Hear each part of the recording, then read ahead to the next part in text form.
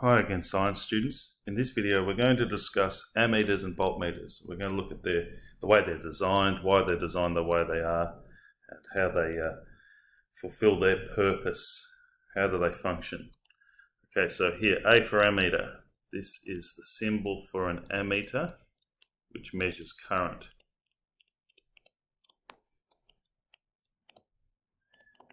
Now, a couple of important things about an ammeter. Firstly, it has very low resistance. So when electricity flows through it, it uses up very little of the energy that's being supplied. Very low resistance. Also, they're in series with the circuit.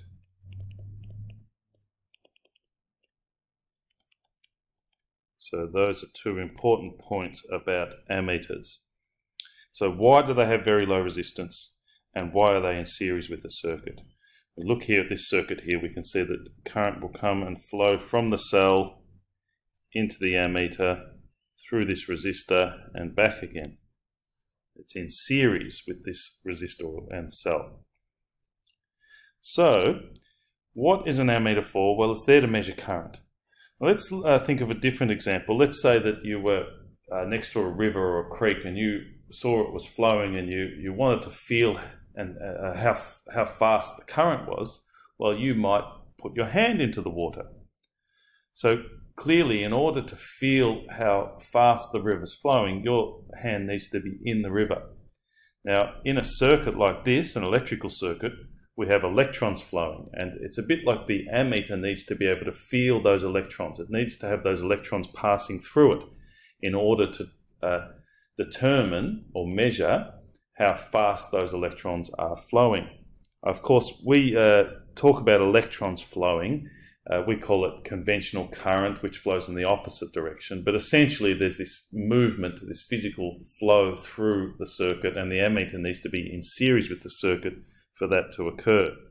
So if we look at this picture here, we can see the ammeter in series with a cell and a resistor, and it's allowing the current to flow through quite easily.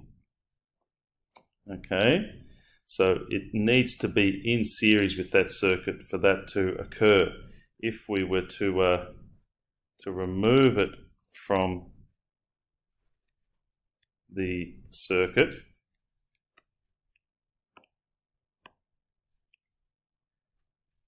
and put it in parallel, then it wouldn't be able to do that so well. So let's just pop him out here, and I'm going to put this in this ammeter parallel to the circuit. Bear with me while I do this. So I'll put him across this resistor.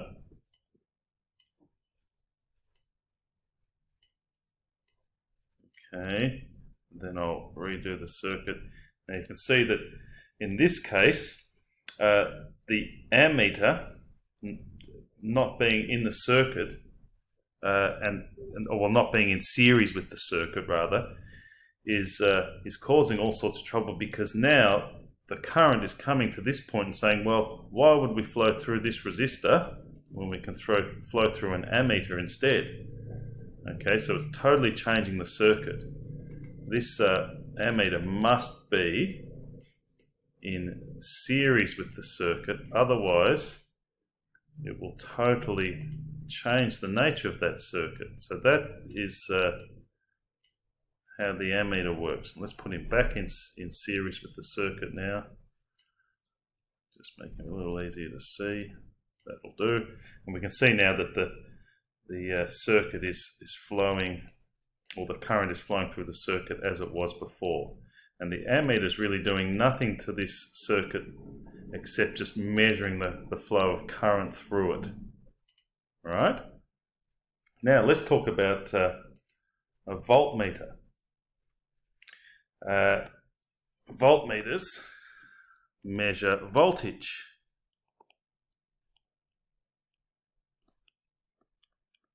So a potential difference or an energy drop across different parts of a circuit. All right. Now, these have very high resistance.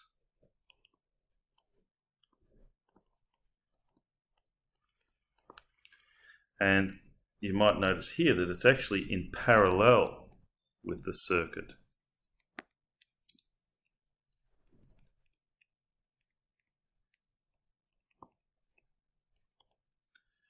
So let's discuss why that is. Okay, so let's say that this voltmeter had a very low resistance. What's going to happen when the current gets around here?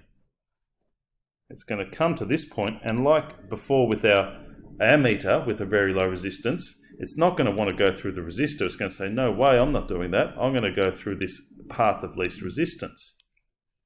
All right, so a voltmeter must have very high resistance so that rather than going through the voltmeter and altering the nature of the circuit like we did before with that, putting this ammeter in parallel, the current is going to just say, okay, I'm just going to go through this resistor because that voltmeter is far too hard to go through. So if we have a look here at this demonstration, I'll just take this out. So split the junction. Okay, so just bear with me for a moment while I tidy this up a bit. Okay, so here we've got our resistor. Now we can see current flowing through the wire. If we want to measure the voltage drop, I'm going to use this my voltmeter down here. Here's my voltmeter. I put it in parallel across the resistor, and I can see it's using up just nearly 9 volts of energy. Okay, what if I wanted to put that in series with the circuit instead? Okay, so I'll put it that wire there, and then this one here, and well, nothing's happening because the circuit has this incredibly high resistance in it now, this voltmeter, and so it's not allowing the current to flow through it, and so the circuit's basically just stopped. However, if we rejoin that, we can see that the current starts flowing again. Now if I put my voltmeter across the resistor, none of that current is going to choose to go through the voltmeter. The resistance of the voltmeter is far too high, and the circuit just acts as normal. Okay, so it's about not altering the circuit. So a voltmeter needs to have very high resistance so that current won't flow through it. Its purpose is to measure a voltage drop. An ammeter, which is measuring the flow of current, we need to have that as part of the circuit so that it can feel the electrons flowing or the flow of current, but at the same time we don't want it to alter the circuit, so we give it very low resistance. So that's how these components are designed and why they are designed the way they are, and that's what they do.